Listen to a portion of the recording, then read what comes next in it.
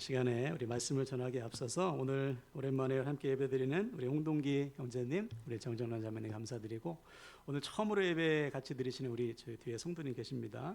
오실 때 장식할 거를 싸라고 과일도 갖고 오셨어요. 너무 여러분들 우리 축복의 박수 합시다. 감사합니다. 네.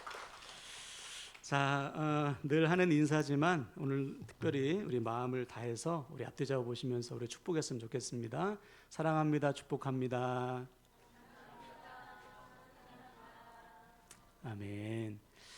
자, 오늘 추수감사 예배 동참하신 우리 모든 믿음의 우리 가족들을 축복합니다. 추수감사절은 하나님께서 명령하신 절기인데, 약속의 땅에 들어가서 열매를 거둘 때 한 해의 농사를 마무리하면서 그 거둔 열매 중에 하나님 앞에 감사의 예배를 드리라고 명령하셨습니다. 여기서 우리가 좀 질문할 수가 있어요. 뭐냐? 아니, 왜 꼭 가나안 땅에 들어가서 땀 흘려 농사를 지은 후에 감사의 예배를 드리라고 하셨을까? 막말로 광야에서는 정말 전적인 하나님의 은혜였잖아요. 날마다 하늘에서 만나를 내려주시고, 고기 먹고 싶다 하니까 메추라기도 주시고, 땀 흘려 일하지 않았는데 거저 얻었다고요. 맨날 일용할 양식을. 그때 감사라고 하지 않고, 왜 약속의 땅에 들어가서 내가 땅을 일구고 수고해서 땀 흘려서 씨를 뿌려서 거둔 그 열매로 하나님 앞에 감사 예배를 드리라고 하시는가? 쉽게 말해, 광야에서는 하나님의 전적인 은혜지만 약속의 땅에서는 내가 수고해서 얻은 내 열매잖아요. 바로 여기에 이유가 있는 것이죠. 그렇게 생각할까 봐.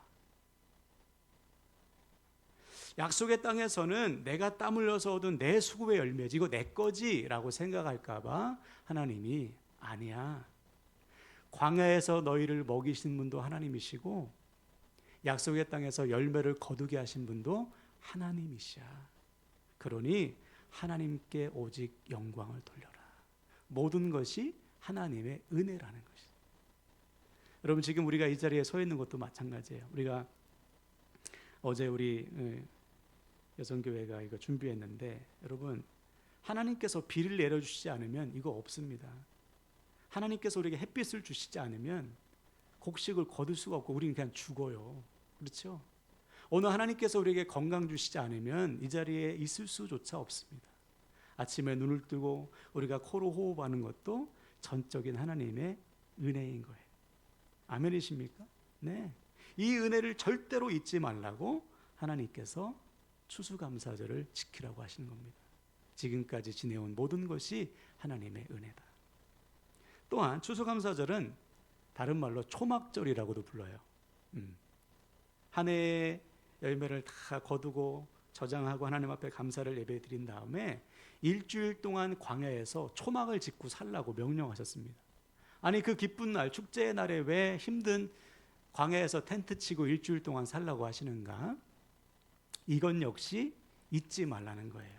무엇을 잊지 말아야 되는가? 애굽에서 종살이 하던 너희들을 이끌어서 광야 생활 40년 동안 너희를 돌보시고 먹이시고 입히신 그 하나님의 구원하심과 은혜를 잊지 말아라. 그래서 한 해의 열매를 다 거두고 감사 예배를 드릴 뿐만 아니라 너희를 구원하시고 인도하신 하나님의 구원의 은혜도 감사해라. 그래서 추수감사절, 초막절, 77절을 지키게 명령하신 것이죠. 오늘 우리가 이 자리에 나와서 예배드리는 것도 마찬가지예요. 한 해 동안 우리를 돌보시고 인도하시고 먹이신 하나님께 감사함은 물론이요, 나 같은 죄인을 포기하지 않고 찾아오셔서 구원하신 그 하나님의 사랑에 감사하라고 해마다 추수감사절을 지키게 하시는 것입니다. 사랑하는 여러분, 오늘 추수감사절을 맞이해서 나 같은 죄인을 구원하신 하나님의 은혜를 기억하시고 우리에게 열매 맺게 하신 하나님을 감사하시고, 이 감사가 오늘로 끝나는 것이 아니고 일평생 지속되시기를 주님의 이름으로 간절히 축원을 드립니다. 아멘. 자, 오늘 우리가 나눌 주제는 열매인데요, 앞에서 말씀드렸듯이 추수감사절은 한 해의 열매를 결산하면서 감사하는, 그 열매를 주신 하나님께 감사하는 날입니다. 근데 이런 분들이 혹시 있을 수 있어요. 아유, 돌아보니까 나는 하나님께 드릴 열매가 없네. 하나님, 저는 지금 열매가 없어요. 또 남들과 비교해서 내가 가지고 있는 열매가 한없이 초라해질 때가 있죠. 저 사람은 열매가 많은데 나는 요만큼밖에 없네. 그래서 위축되고 또 낙심되고 실망할 때가 우리에게 있는 것이죠. 지지난주 토요일에 제가 처음으로 고등학교 동창회를 갔다 왔어요. 30년 만에 홈커밍 데이라고 연락이 와가지고 그래 모이자 해서 갔는데, 아시는 분은 아시겠지만 제가 다니던 고등학교가 조금 공부 잘하는 애들이 모였어요. 전혀 그렇게 안 보이지만 제가 조금 했습니다. 그러니까 애들이 지금 직업이 다 좋죠. 뭐 판사, 변호사, 뭐 의사, 뭐 치과 의사, 뭐 약사, 뭐 회계사, 뭐 어디 연구원, 뭐 대기업 임원들이 다 모였어요. 운동장을 보니까 주차된 차들이 그냥 다 고급 외제차들이에요. 그래도 제가 차는 제일 컸습니다. 봉고차를 끌고 왔기 때문에. 네, 당당하게 다. 근데 보니까요, 솔직히 말씀드려서 그들의 직업이, 그들의 부요함이 전혀 부럽지가 않더라고요. 왜냐? 하나님께서 우리에게 원하시는 열매는 세상이 말하는 열매와 달라요. 하나님께서 우리에게 요구하시는 열매는 세상이 말하는 열매가 아닙니다. 예를 들어 여러분, 우리 주님은 세상적인 기준으로 볼 때 실패한 인생일까요? 성공한 인생일까요? 실패한 인생이죠. 열심히 3년 6개월 목회하셨는데 그 많던 사람들 다 떠나고 12명 딱 남았어요. 이 12명 중에서도 한 명 가룟 유다는 주님을 팔아넘기지 않습니까? 그리고 주님께서 십자가에 달리실 때, 잡히실 때 나머지 11명도 다 도망갔어요. 3년 열심히 목회했는데 남은 게 아무것도 없습니다. 세상적인 기준으로 보면 실패한 인생이죠. 그러나 누가 주님을 가리켜서 실패한 인생이라고 하겠어요? 3년 6개월 열심히 일하셔서 11명 남았지만 이 11명이 가는 곳마다 세상이 뒤집어지지 않습니까? 영혼이 살아나고 복음이 증거되고 하나님 나라가 확장되고. 네. 하나님께서 원하시는 열매는 숫자가 아니에요. 많은 군중을 원하시는 것이 아니고 신실한 제자를 원하시는 거예요. 몇 사람일지라도. 또 세상적으로 막 성공하고 엄청난 업적을 이루는 것이 아니고 우리를 통해 한 영혼이라도 주님께 돌아오는 것, 이것을 가장 기뻐하시는 것입니다. 그 열매를 기뻐 받으시는 거예요.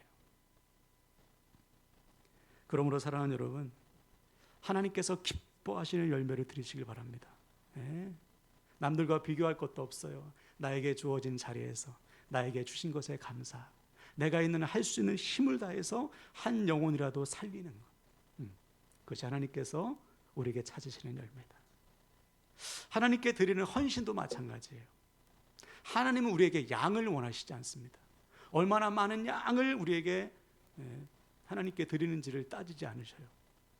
예를 들어 마가복음 12장에 보니까 주님께서, 재미있는 장면입니다, 성전 뜰에 있는 헌금함 앞에서 딱 지키고 서서 보는 거예요. 그 당시에 헌금함은 성전 뜰, 여인의 뜰이라는 곳에 13개가 비치되어 있었어요. 나팔 모양의, 주둥이가 나팔처럼 이렇게 둥글어 가지고 노쇠로 만들었습니다. 그래서 거기에 제사장이 지키고 있어 가지고 사람들이 헌금한 액수를 기록하고 얼마 기록했는지 사람들에게 알려주는 거예요. 부자들이 먼저 이제 헌금합니다. 부자들이 보니까 자루에 돈을 잔뜩 싸가지고 왔어요. 그래서 그 당시는 지폐가 없으니까 다 동전 아닙니까? 동전을 노쇠 헌금함에 쏟아 부으니 소리가 얼마나 요란해요. 막 쫙 소리가 났겠죠. 그러니까 사람들이, 이야, 저 사람 부자구나, 많이 했구나, 놀랐겠죠. 이제 부자들이 헌금하고 난 다음에 한 여인이 헌금을 하는데 주님께서 그 여인을 가리켜 가난한 과부라고 말씀하셔요. 얼마를 헌금하나 보니까 2렙돈을 땅그락 놓습니다. 렙돈이라는 것은 그 당시 통용되던 화폐 가운데 가장 낮은 단위의 화폐예요. 얼마나 적은 양이라면은 우리가 잘 아는 장정의 하루 품값이 1데나리온인데 1데나리온의 128분의 1입니다. 요즘 품값 얼마, 한 20만 원 하나요? 올라가지고 20만 원으로 따졌을 때 한 1,500원 정도의 돈이에요. 큰 돈은 아니죠. 그 적은 돈을 하나님 앞에 드린 것입니다. 자, 그때 주님께서 이렇게 말씀하셨어요. 옆을 보고 읽어볼까요? 마가복음 12장 43절 44절 시작. 예수께서 제자들을 불러다가 이르시되 내가 진실로 너에게 이르노니 이 가난한 과부는 헌금함에 넣는 모든 사람보다 많이 넣었도다. 그들은 다 그 풍족한 중에서 넣었거니와 이 과부는 그 가난한 중에서 자기의 모든 소유 곧 생활비 전부를 넣었느니라 하시니라. 아멘. 주님은 이 가난한 과부가 다른 모든 사람들보다, 오히려 저 부자들보다 더 많은 헌금을 했다고 말씀하시죠. 왜냐하면 그들은 풍족한 중에 일부를 드렸지만 이 여인은 자기의 전부를 드렸다는 것입니다. 자, 여기서 알 수 있는 사실, 하나님께서 받으시는 헌신은 숫자에 있잖아요. 얼마나 마음을 다해서 드리는가, 우리의 마음을 원하시는 것이죠. 여러분, 이 과부가 자기의 생활비 전부인 2렙돈을 하나님 앞에 드릴 때 거기에 무슨 계산이 있었겠어요? 그저 하나님께서 주신 은혜가 너무 감사해서 자기가 드릴 수 있음에 억지로 드렸겠습니까? 아니죠. 이거 드리면 이만큼 주시겠지, 계산기 두드려서 드렸겠어요? 아니죠. 그저 하나님 앞에 내가 드릴 수 있음에 감사함으로 마음을 다해서 드렸던 그 마음을 하나님이 기뻐 받으셨더라. 우리도 마찬가지예요. 우리가 하나님께 드려야 할 것은 우리의 마음인 줄 믿습니다. 하나님을 향한 우리의 마음을 우리가 다 드리는 거예요. 그 마음을 드릴 때 하나님이 기뻐 받으시는 것이죠. 여러분, 우리 하나님 앞에 드리는 열매가 하나님께서 기뻐하시는 열매가 되고 마음을 다한 열매가 되셔서 일평생 하나님께 쓰임 받는 복을 누리시기를 주님의 이름으로 축원을 드립니다. 자, 그럼 여기서 질문. 자, 그렇다면 누가 이렇게 이 과부처럼 마음을 다해서 또 하나님께서 기뻐하시는 열매를 드릴 수가 있는가? 오늘 2가지 조건만 말씀드리겠어요. 첫 번째는 한번 따라할까요? 받은 은혜를 기억하라. 네, 하나님께 받은 은혜를 기억하는 사람만이 마음을 다해서 기쁨으로 드릴 수 있어요. 네. 하나님께서 나에게 베푸신 은혜가 너무 크지.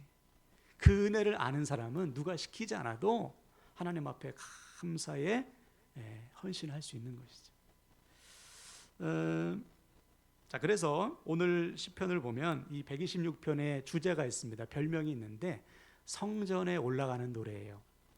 오늘 같은 절기 때 성전에 올라가면서 감사로 불렀던 찬양의 가사가 오늘 시편 126편의 1절인데 126편인데 그럼 무엇이 감사할까요? 이 사람들이. 자, 1절을 보시면 여호와께서 시온의 포로를 돌려보내실 때에 우리는 꿈꾸는 것 같았도다. 그렇죠. 무엇이 감사한가? 자신들을 바벨론의 포로에서 불러내신 그 은혜를 기억하고 감사하는 거예요. 그때 한번 하나님 감사합니다 이것이 아니고 매년 하나님 앞에 예배를 드릴 때마다 그렇지, 하나님께서 우리를 이 포로 생활에서 구원하셨어, 이 은혜를 결코 잊지 않는 것이죠. 바로 이거예요. 하나님께 받은 은혜를 기억하는 사람만이 하나님 앞에 감사의 열매를 드릴 수가 있다. 3절을 보십시오. 여호와께서 우리를 위하여 큰 일을 행하셨으니 우리는 기쁘도다. 그렇죠?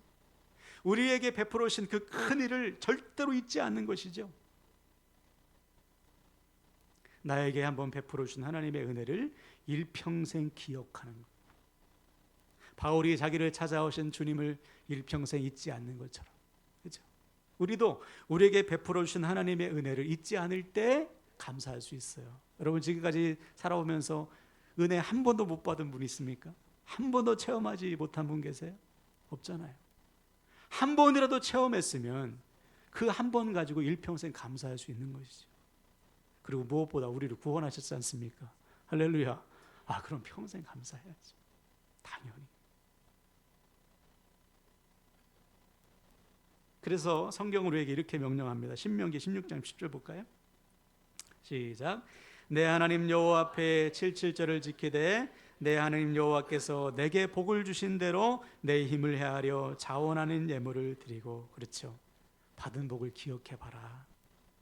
너에게 베풀어 주신 복이 있지. 그 받은 복대로 해라. 내 힘을 헤아려 네가 할 수 있는 만큼 자원하는 마음으로 억지로 하지 말고 누가 시켜서 하지 말고 남들 눈치 보지 말고 그저 네가 기쁜 마음으로 해라. 그럼 하나님이 그 예물을 기뻐 받아 주신다. 물론 이렇게 말씀하신 분들도 있을 수 있어. 아니 은혜를 받긴 받았죠. 근데 지금은 내가 감사할 수 있는 상황이 아니라고요. 받은 은혜는 은혜고 지금은 지금이지. 그럴 때 있잖아요. 이미 받은 은혜 다 까먹고 지금 내 상황이 너무 힘드니까 감사가 안 될 때가 있단 말이죠. 여러분 그러나 그럴 때일수록 더 감사하셔야 돼요. 감사할 수 있을 때 감사하는 것은 믿음이 필요 없어도 합니다. 교회 밖에 있는 사람도 다 해요. 그러나 감사할 수 없는 상황 속에서도 감사할 수 있는 것은 믿음으로 하는 거예요. 믿음으로. 제가 누누이 여러분에게 말씀하지 않습니까? 우리가 날마다 선포해야 될 것 세 가지. 여기까지 도우신 하나님의 은혜, 에베네셀의 하나님, 그리고 지금 나와 함께 하시는 하나님, 임마누엘의 하나님, 그리고 나를 위해 준비하시는 하나님, 여호와 이레의 하나님. 이 세 가지 고백만 있어도 우리는 일평생 감사할 수 있어요. 그래서 오늘 본문 4절 보면 이렇게 고백하죠. 여호와여 우리의 포로를 남방 시내들 같이 돌려보내소서. 아직 돌아오지 못한 포로들이 있어요. 그들을 생각하면 감사할 수 없죠. 네. 아직 문제가 남아 있어요. 근데 그럼에도 불구하고 감사하는 것입니다. 남방 시내가 나오는데 이 남방 시내는 건기 때 물이 바싹 마른데요. 아주 강바닥이 쩍쩍 갈라져 있어요. 소망이 없는 것이죠. 하나님 지금 내 인생은 마른 강바닥처럼 소망이 없습니다. 그러나 우기 때가 되면요 강물이 흘러 넘친답니다. 하나님의 때가 되면 하나님께서 베풀으신 은혜로 충만하게 될 것을 믿고 감사하는 거예요. 여기까지 도우신 하나님, 지금도 나와 함께 하시는 하나님, 나를 위해 준비하실 하나님을 내가 믿는다면, 그 은혜를 기억한다면 우리는 감사할 수 없는 상황 속에서도 감사할 수가 있는 것입니다. 여러분 이미 베풀어 주신 하나님의 은혜를 기억하시고 우리의 인생을 바꾸어 주실 그 하나님을 믿으시고 믿음으로 감사하는 저와 여러분 되시기를 주님의 이름으로 축원을 드립니다. 자, 마지막 두 번째, 어떻게 할 때 하나님께서 기뻐하시는 열매, 마음을 다한 열매를 드릴 수가 있을까? 한번 따라합시다. 감사로 씨를 뿌리라. 네, 5절 6절 볼까요? 눈물을 흘리며 씨를 뿌리는 자는 기쁨으로 거두리로다. 울며 씨를 뿌리러 나가는 자는 반드시 기쁨으로 그 곡식단을 가지고 돌아오리로다. 아멘. 여러분 열매는 저절로 자라지 않습니다. 씨를 뿌려야 돼요. 예. 거두려고 하니까 문제지, 여러분 씨를 열심히 뿌려야 됩니다. 그때 열매가 나타나겠죠. 근데 여기에도 한 가지 원칙이 있습니다. 내가 원하는 열매는 없어요. 내가 원하는 때에 열매를 주시지 않습니다. 우리가 열심히 믿음으로 감사로 씨를 뿌리지만 열매는 하나님께서 기뻐하시는 열매를 거두게 하시는 거예요. 또 하나님께서 원하시는 때에 열매를 거두게 하시는 것입니다. 다시 말해 때와 기한은 하나님께 있는 거예요. 이 사실을 믿을 때 우리는 낙심하지 않죠. 물론 우리도 경험했지만 열심히 씨를 뿌리는데도 열매가 없을 때가 있어요. 하나님 언제까지 기도해야 됩니까? 언제까지 제가 참아야 됩니까? 언제까지 사랑하고 언제까지 인내하고 언제까지 복음을 전하고 언제까지 저 영혼 섬겨야 됩니까? 도무지 변화되지 않는, 도무지 열매가 보이지 않는 그런 상황을 맞닥뜨릴 때가 있는 것이죠. 여러분 그때 우리는 선포해야 됩니다. 때와 기한은 하나님께 있다. 자, 그래서 성경이 이렇게 선포하죠. 다 같이 앞을복을 선포할까요? 갈라디아서 6장 9절입니다. 시작. 포기하지 아니하면 때가 이름에 거두리라. 아멘. 포기하지 않고 열매가 보이지 않아서 눈물로 씨를 뿌릴 때에도 계속해서 씨를 뿌리면 하나님의 때에 하나님께서 반드시 열매를 거두게 하신다. 제가 최근에 이 사실을 또 확인한 게 있어요.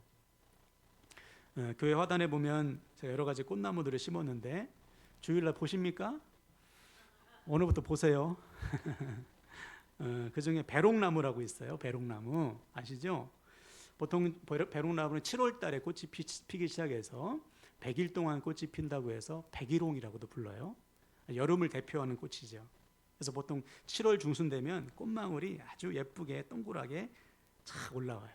그리고 나서 좀 있으면 꽃이 핍니다. 흰색 꽃도 있고 뭐 빨간색도 있고 보라색도 있고 핑크색도 있고 우리 교회 거는 찐 핑크예요. 찐 핑크.